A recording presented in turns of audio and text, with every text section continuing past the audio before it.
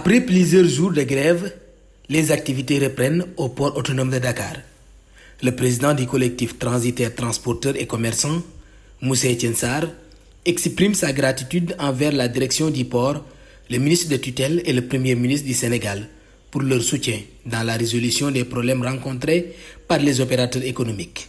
Nous remercions la direction générale du port, le ministre de tutelle et le PM, premier ministre du Sénégal, qui nous a reçus hier pour une séance de travail afin d'harmoniser nos positions pour la reprise de nos activités qu'on avait suspendues dues à divers problèmes que nous, opérateurs économiques, ont rencontrés au port autonome de Dakar. Mais après ample discussion avec le DG, on a pu trouver des pistes de solutions. En tant qu'autorité portuaire, nous avons joué le rôle de régulateur, de médiateur, pour pouvoir garantir le respect de ces lignes de convergence. Je rappelle aussi, pour le saluer,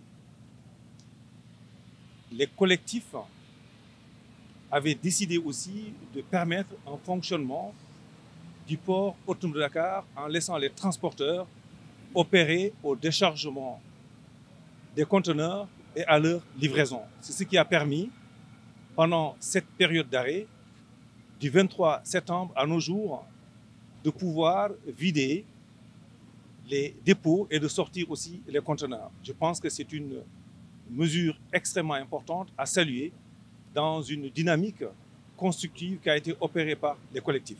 C'est pour cela que nous déclarons aujourd'hui, à l'instant T, que la suspension ou rétention qu'on avait fait concernant les paiements aux compagnies maritimes, à DP World, et même la rétention de nos déclarations en douane est levée aujourd'hui, et ceci pour que toutes les opérations portuaires de l'environnement soient définitives et on oublie ce problème.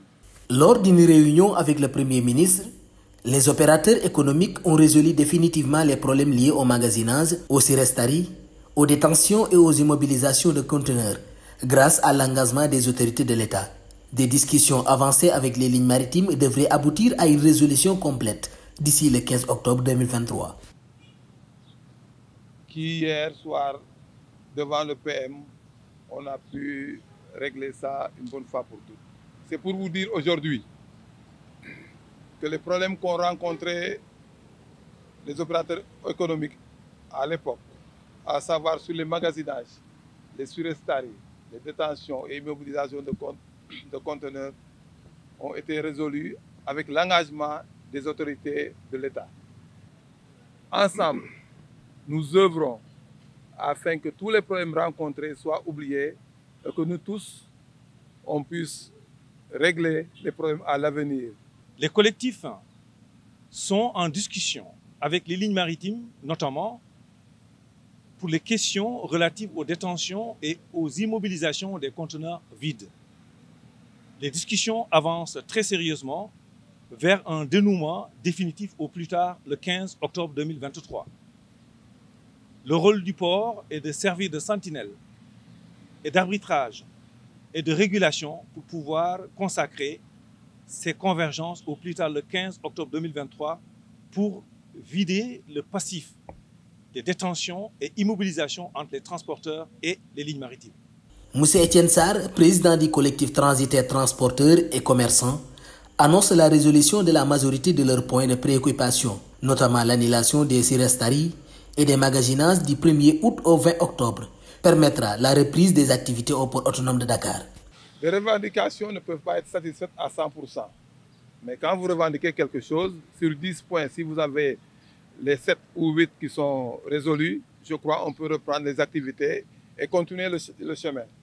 Ce n'est pas parce qu'on reprend que tout est nickel, que tout est à 100% résolu, mais on a satisfaction par rapport à beaucoup de revendications et nous allons continuer le dialogue entre nous, la direction générale du port, les compagnies maritimes et DP World. Le directeur général du port autonome de Dakar, M. Muntagassi, annonce des mesures visant à garantir le respect des contrats et des délais dans le trafic conteneur. De plus, Les lignes maritimes seront tenues responsables du respect des délais pour la mise à disposition des factures et du paiement, sous peine de non-paiement des surestaries en cas de retard. Nous sommes d'accord sur cette disposition-là. Nous l'avons mise en évidence tout en sachant que nous soumettrons désormais DP World, qui est le manutentionnaire de l'État sur le trafic conteneur, à respecter les dispositions contractuelles et son contrat de performance. Nous soumettrons les lignes maritimes devant leur responsabilité quant au respect des délais pour la mise à disposition des factures, le paiement des factures, au plus tard 3 jours avant l'arrivée du navire. Et dans tous les cas, dès que le navire accoste à quai, s'ils n'ont pas le BAD, les surestaries ne seront pas payées. Voilà ce qui consacre les lignes de convergence aujourd'hui.